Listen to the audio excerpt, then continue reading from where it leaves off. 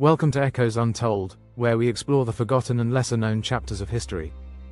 Today, we uncover the tragic story of the Soviet submarine K-278 Komsomolets, a vessel of remarkable engineering that met a devastating fate.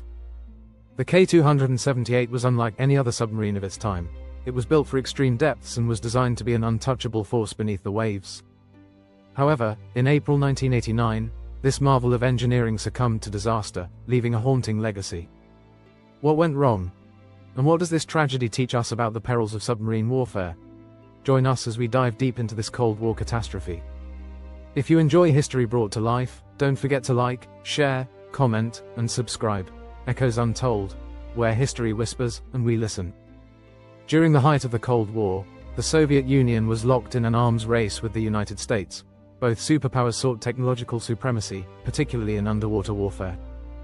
The K-278 Komsomolets was a product of this competition.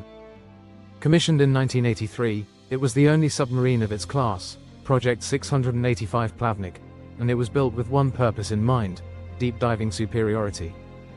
The Komsomolets had an impressive titanium hull, which allowed it to operate at depths of over 1,000 meters, 3,280 feet, a feat unmatched by Western submarines.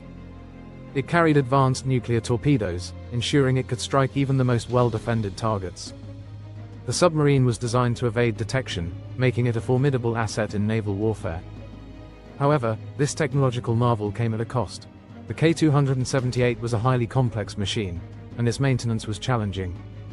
Unlike standard Soviet submarines, which had multiple sister ships that allowed crews to share operational experience, the Komsomolets was a one-of-a-kind vessel. This meant that the knowledge required to operate and maintain it was limited to a select group of specialists.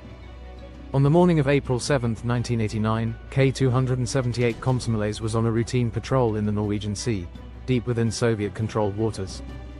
The crew had no reason to suspect that anything was amiss. The mission was proceeding as planned, and no immediate threats were detected. Then, without warning, disaster struck. At approximately 11 a.m., a fire broke out in the aft compartment of the submarine. The cause was later determined to be a failure in the high-pressure air system, which led to a leak of hydraulic fluid onto hot surfaces, igniting a fire. The flames spread rapidly, engulfing critical systems and filling the submarine with thick, toxic smoke. The crew scrambled to contain the fire, but their efforts were hampered by the complexity of the vessel. Unlike other submarines that had extensive fire suppression systems, the Komsomolets was not fully equipped to handle a blaze of this magnitude. The fire quickly disabled electrical systems, leaving the crew in darkness and crippling the submarine's ability to function.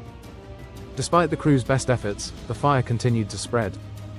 At 4 p.m., after 5 hours of struggling to control the situation, Captain Yevgeny Vanin made a fateful decision. He ordered the crew to abandon ship. By this time, the submarine had already suffered extensive damage and was sinking slowly into the depths of the Norwegian Sea. The K-278 was equipped with an escape pod designed to carry the entire crew to the surface. However, in the chaos of the evacuation, the system malfunctioned. Only a handful of crew members were able to use it successfully, while others were forced to jump into the freezing waters. The Norwegian Sea is one of the most inhospitable bodies of water on the planet, with temperatures barely above freezing. The surviving crew members, many of whom had suffered burns and smoke inhalation, now faced another life-or-death struggle: hypothermia. Of the 69 crew members aboard the Komsomolets, only 27 survived. The rest perished, either trapped inside the sinking vessel or succumbing to the freezing waters. The Soviet Navy launched a rescue operation, but by the time help arrived, it was too late for most of the crew. The loss of the Komsomolets was a massive blow to the Soviet Navy. The disaster exposed critical flaws in Soviet submarine safety measures, particularly in fire prevention and emergency escape procedures. The Soviet government launched an investigation into the incident, but many details remained classified for years. Today, the wreck of the K-278 Komsomolets rests at the bottom of the Norwegian Sea. Periodic investigations have revealed that the nuclear reactor remains intact, but small radiation leaks have been detected from its torpedo compartments. This has led to concerns about long-term environmental damage. The story of the K-278 Komsomolets serves as a reminder of the dangers faced by submariners. Despite all the technological advancements, the sea remains an unforgiving force. The disaster also highlights the risks of operating highly specialized, one-of-a-kind vessels without adequate redundancy or training. In the years following the tragedy, both the Russian and Western navies improved their submarine safety protocols. Fire suppression systems were upgraded, and emergency escape procedures were refined. However, the sinking of the Komsomolets remains one of the deadliest submarine disasters in history. The loss of the K-278 Komsomolets is a somber chapter in Cold War history, highlighting the balance between technological ambition and the inherent dangers of underwater warfare. It is a tale of heroism, tragedy, and the unforgiving nature of the deep sea. If you found this story fascinating, help us uncover more untold histories by liking, sharing, commenting, and subscribing to Echoes Untold, where history whispers and we listen. Fact check: note the details of the K-278 Komsomolets disaster have been sourced from declassified Soviet naval reports, eyewitness testimonies, and independent research from the Norwegian Radiation Protection Authority. For further reading, see Huchthausen, P. K-278 Komsomolets.